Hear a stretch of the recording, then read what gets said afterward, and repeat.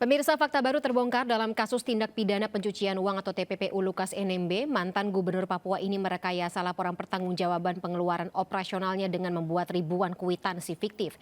Sehingga pengeluarannya untuk makan dan minum saja bisa mencapai 1 miliar rupiah dalam satu hari. Hal ini bisa dibilang tidak masuk akal, mengingat Kementerian Dalam Negeri sudah mengatur besaran pengeluaran kepala daerah yang dihitung berdasarkan persentase tertentu dari APBD. Namun, NMB menyiasatinya atau menyiasati Pergub Papua ini untuk bisa memanipulasi biaya operasional. Pertanyaannya, apakah ini modus umum yang biasa dilakukan oleh kepala daerah, terutama dalam kasus korupsi yang melibatkan mereka? Kita akan membahasnya lebih dalam bersama dengan peneliti ICW Kurnia Ramadana. Selamat sore, Bang Kurnia. Selamat sore Mbak, Assalamualaikum. Waalaikumsalam warahmatullahi wabarakatuh. Bang Kurnia, kalau misalnya kita melihat modus seperti ini terjadi terutama di institusi begitu, pemimpin atau pimpinan daerah. Tapi yang jadi pertanyaannya adalah apakah setiap tahun audit baik institusi atau secara internal maupun eksternal dari Kementerian Dalam Negeri sendiri ini seharusnya bisa dong meminimalisir kemungkinan markup atau ya tindakan korupsi seperti ini? Ya, yang pertama, kalau ternyata dugaan kwitansi fiktif ini benar, tentu itu bukan merupakan modus yang baru. Penyalahgunaan administratif sehingga merugikan keuangan negara yang menjurus pada tindak pidana korupsi sudah banyak menjerat kepala daerah.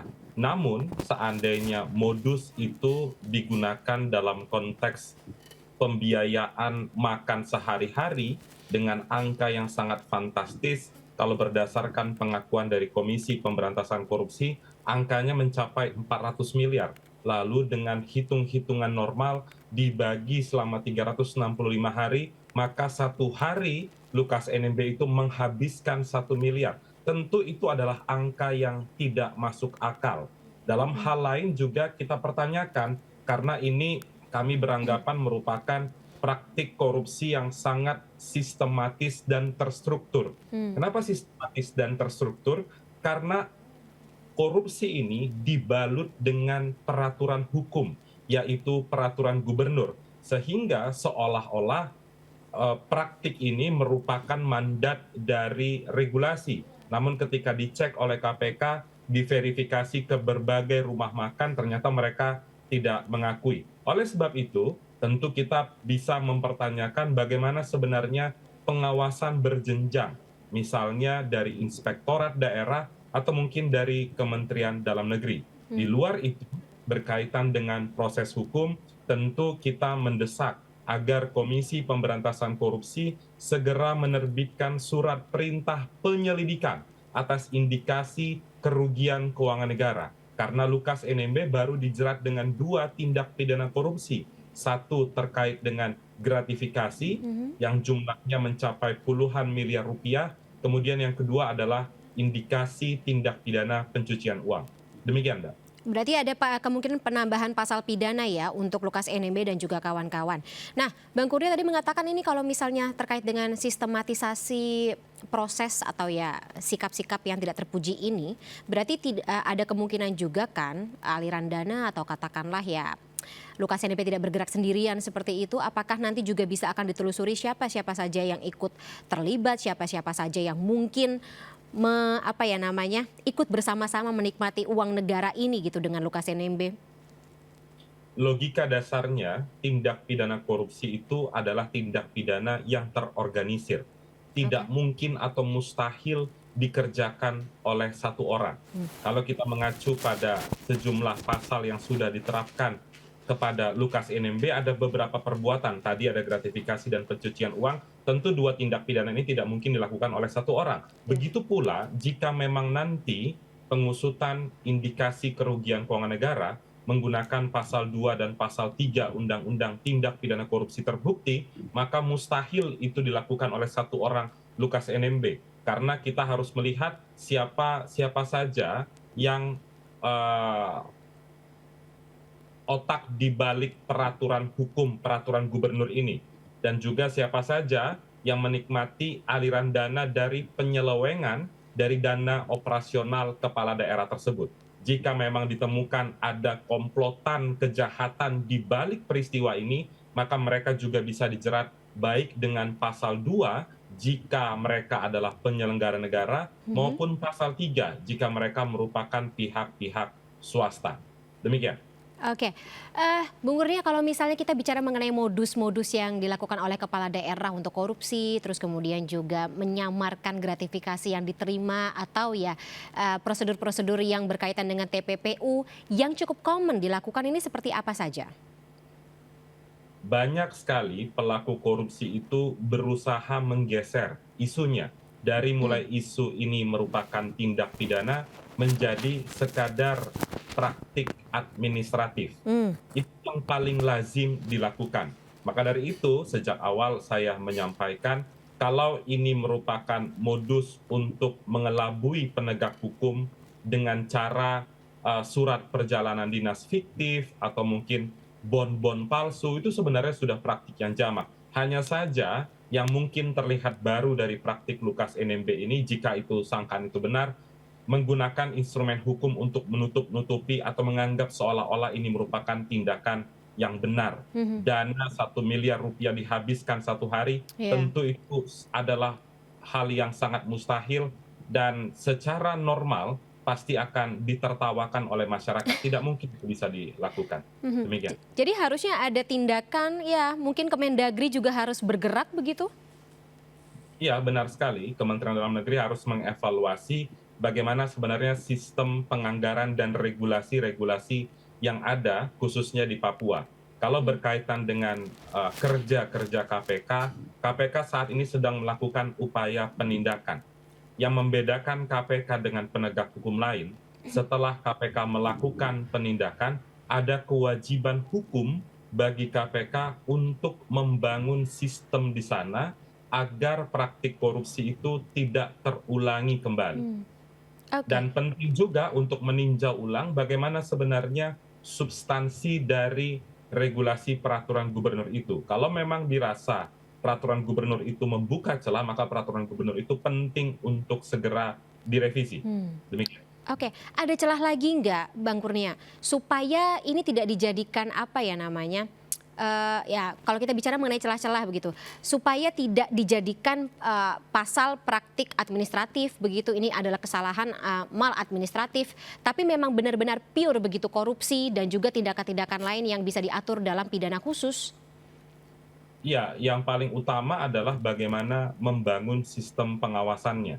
Jadi pengawasan itu bukan ada ketika ditindak, tapi bagaimana pengawasan itu bisa membentengi sebagai upaya preventif sehingga tidak dilakukan penyelewengan atas anggaran negara. Saya rasa itu menjadi hal yang penting untuk dijadikan refleksi atas peristiwa yang mengenai mantan Gubernur Papua Lukas NMB.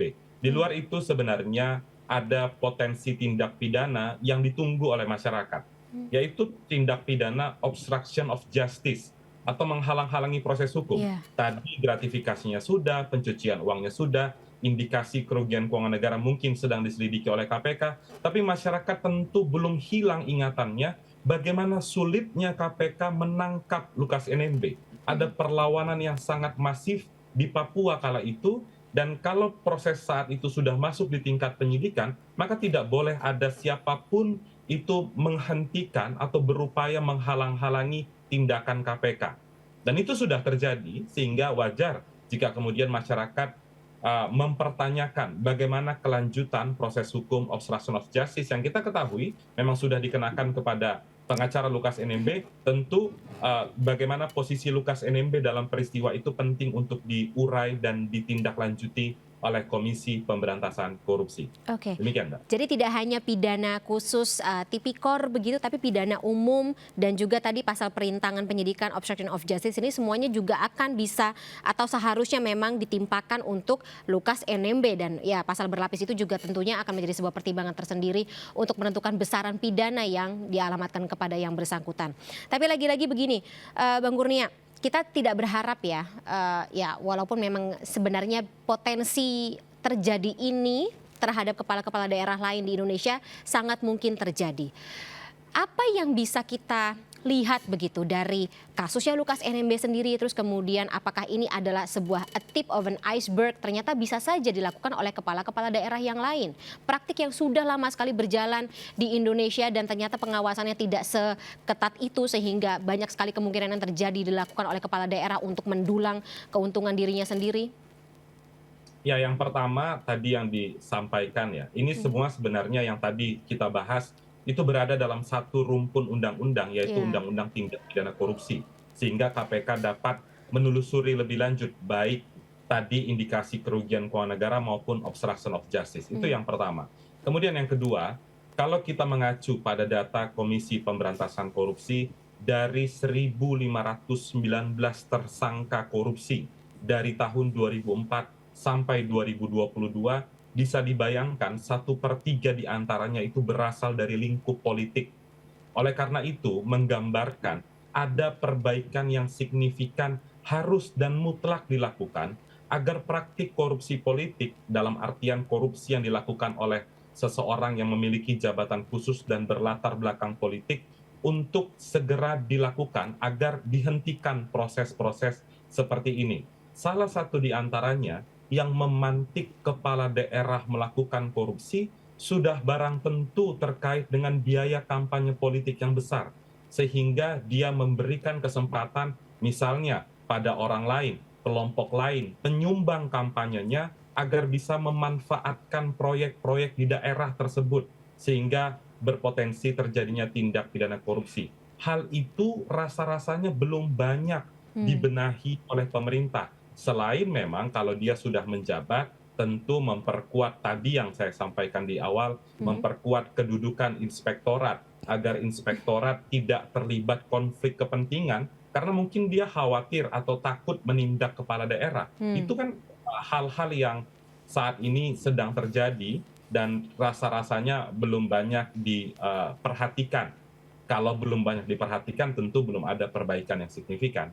Oke, Demikian, Mbak. termasuk kepala daerah yang dicintai begitu ya oleh warganya gitu, melihat bagaimana masifnya gitu dukungan untuk Lukas NMB ketika kemarin akan diciduk atau dijemput oleh KPK. Ini penting juga untuk masyarakat ketahui, ketika kepala daerah atau siapapun ditetapkan sebagai tersangka, dia tidak langsung dimasukkan ke lembaga pemasyarakatan. Ada upaya hukum yang bisa ditempuh.